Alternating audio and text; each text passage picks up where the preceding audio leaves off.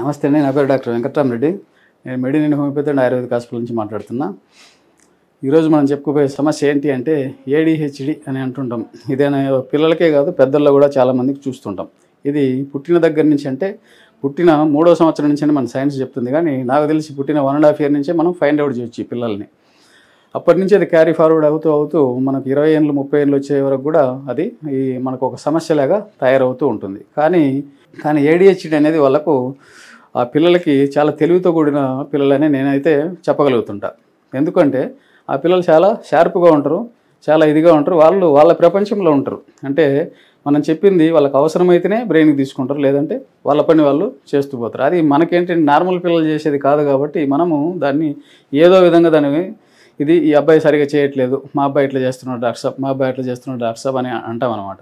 దీనికి కారణాలు అనేకం ఉన్నాయి. కానీ ఆటోఇమ్యూన్ డిజార్డర్ అంటాం, కొన్ని జీన్స్ అంటాం. జీన్స్ అంటే తల్లిదండ్రులు మాకు లేదు కదా సార్ పిల్లలకు వచ్చిందంటారు. కానీ ఆ విధంగానే కాదు, మనం ఏదన్నా అంటే వాళ్ళ తల్లి కావచ్చు, తండ్రి కావచ్చు, వాళ్ళిద్దరూ ఈ రోజుల్లో లైఫ్ స్టైల్లో వాళ్ళిద్దరు కొట్లాడడం కావచ్చు, మనకు పూర్వం నుంచి మనకు చెప్తూ ఉన్నాయి. ప్రెగ్నెంట్ అయినప్పుడు భార్యాభర్తలు హ్యాపీగా ఉంటేనే లోపల ఉండే పిండం కూడా హ్యాపీగా పెరుగుతుందని చెప్పి మనం కొన్ని రామాయణ మహాభారతాలలో కూడా విన్నాం.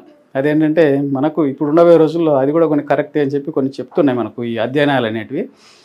అందుకే నేను అనేది ఏంటంటే ఈ భార్యాభర్తలు కూడా 3rd, 4th, 5th మంత్ ఆ ప్రెగ్నెన్సీ ఉన్నప్పటి నుంచి కొంచెం చూసుకొని చాలా జాగ్రత్తగా ఉండే బేబీ కూడా పిండం హ్యాపీగా రెగ్యులర్గా మంచి గ్రో అయ్యే అవకాశం అయితే కనిపిస్తుంది. ఇప్పుడైతే మనం 3rd మంత్లో తల్లికి ఇదే కాకుండా తల్లికి అనేమియా కావచ్చు, ఇంకోటి కావచ్చు, లేదా తండ్రికి ఈ తాగుడు అలవాటు, ఈ సిగరెట్లు ఇవన్నీ ఉండవచ్చు.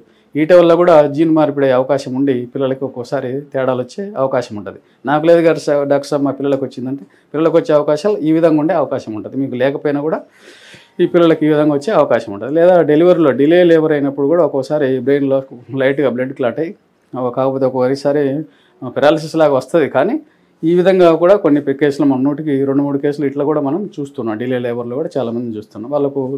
వాళ్ళు నడిచేటప్పుడు పిల్లలు 1 ఇయర్ 1.5 ఇయర్లో రావాల్సిన వాటిని మైల్ స్టోన్స్ అంటాం. డిలేడ్ మైల్స్ అంటే హెడ్ సరిగా పట్టుకోలేకపోవడం, వాకింగ్ సరిగా లేకపోవడం, మాట సరిగా లేకపోవడం, ఇవన్నీ కూడా మనం డిలేడ్ మైల్ స్టోన్ కిందకి లెక్కేస్తాం అనమాట.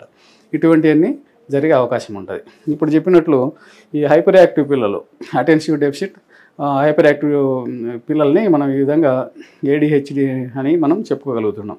అంటే ఏడీహెచ్డి అంటే అటెన్షన్ డెఫిసిట్ హైపర్ యాక్టివ్ పిల్లలు అనమాట. వీళ్ళ హైపర్ యాక్టివ్ పేర్లోనే ఉంది, హైపర్ యాక్టివ్ కాదు, హైపర్ యాక్టివ్ అంటే ఉండవలసిన దానికన్నా కూడా ఎక్కువగా యాక్టివ్గా ఉంటుంది. ఇలా బ్రెయిన్ షార్ప్గానే పనిచేస్తుందని మనం చెప్పుకోవాలి. కానీ దానికి కొంతమంది ఏంటంటే మనము ఈ పిల్లలకి కౌన్సిలింగ్ ఇచ్చి అది ఇచ్చి మనం పెట్టి బయట చేస్తున్నాం. కానీ నాకు తెలిసి ఏంటంటే మన న్యూటన్ కానీ మనకు ఇప్పుడు ఉండే సీఈఓ ఎవరు, మన సాఫ్ట్వేర్ సీఈఓ మైక్రోసాఫ్ట్, ఆయన పేరు ఏదో గుర్తు రావట్లేదు. కానీ ఆయన ఇటువంటి వాళ్ళు చాలామంది చిన్నప్పుడు హైపర్ యాక్టివ్ పర్సన్సే. వీళ్ళు వాళ్ళ పనికిరారు అనుకున్న వాళ్ళు పెద్ద ఇదైపోయారు. మనకు ఇప్పుడు స్పేస్ ఎక్స్ కనిపెట్టిన ఆయన కూడా హైపర్ యాక్టివ్ చిన్నప్పుడు. అంటే ఎందుకు చెప్తున్నా అంటే హైపర్ యాక్టివ్ పిల్లలు వాళ్ళకి బ్రెయిన్ లేదని కాదు, ఉండదానికన్నా ఎక్కువ ఉంది. దాన్ని మనం తల్లిదండ్రులు దాన్ని ఏదో ఒక జబ్బులాగా చూసి వాడిని ట్రీట్ చేసి పిల్లల్ని ఇంట్లో ఇబ్బంది పెడితే వాడి మైండ్ అనేది పాడైపోయి వాడు గ్రోత్ అనేది వాడి లైఫ్లో వాడు అనుకున్న దానికి రీచ్ కాలేక చాలామంది పిల్లలు దాని నుంచి వాళ్ళ డీవియేట్ అయ్యి పక్కకి వెళ్ళిపోతున్నారు. ఇదంతా ఎందుకు చెప్తున్నా అంటే వాళ్ళని కౌన్సిలింగ్ ఇచ్చుకుంటూ మన హోమియోలో ఏంటంటే క్రూడ్ ఫామ్ ఉండదు.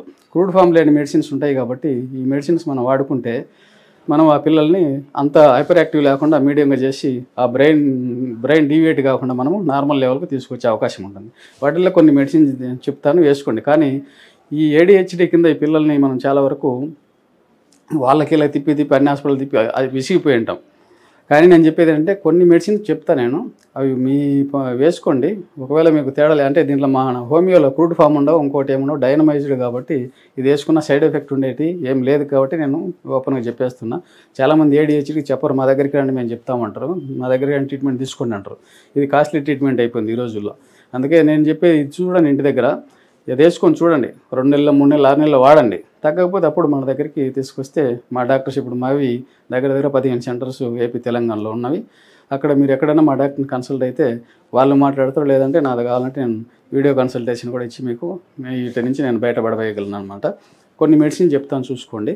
ఈ హైపర్ యాక్టివ్ పిల్లలు కొంచెం ఎక్కువగా ఉండి ఎక్కువగా ఆలోచిస్తూ వాడికి వాడు మనకు పలకకుండా ఏదో ఆలోచిస్తూ ఉంటే హయోసయామస్ అనే ఒక మెడిసిన్ ఉందండి, 200 పొటెన్సీ. అది ఉదయము సాయంత్రము కనీసం 40 నుంచి 45 రోజులు వేయండి. దాని తర్వాత ఇంకా ఏమన్నా దాంతోనే మనకు కనిపిస్తూ ఉంటే మళ్ళీ ఒక 40-50 డేస్ మళ్ళీ ఆపేసేయండి. తర్వాత దాంట్లో ఇంకొంచెం గుణం ఏదైనా మళ్ళీ కొంచెం తేడా ఉంటే మళ్ళీ ఒక 40-45 డేస్ అదే వాడండి. ఈ 200తో కొంచెం గుణం కనపడుతుందంటే దాంట్లో 1M ఉంటుంది. అదే హయోసైమస్ 1M అని ఉంటుంది. ఆ 1M కూడా మీరు మళ్ళీ ఒక 30-40 డేస్ వాడండి. అట్లా వాడి ఏదైనా తగ్గకపోతే మళ్ళీ మన డాక్టర్స్ మీద కన్సల్ట్ కండి. మీకు దీని నుంచి పూర్తిగా మనం ఈ సమస్య నుంచి బయట అయితే పడవేయగలమని చెప్పి నేను మనవి చేసుకుంటున్నా. ఇంకా మీకు ఏదైనా కావాలంటే మాకు కామెంట్ సెక్షన్లో మీ సిమ్టమ్స్ అని చెప్తే మేము నెక్స్ట్ వీడియోలో వాటికి సంబంధించిన మెడిసిన్స్ మేము పూర్తిగా మీకు చెప్పి దాని నుంచి అయితే మేము బయటపడగలమని చెప్పి మనవి చేసుకుంటూ సెలవు తీసుకుంటాను. నమస్తే.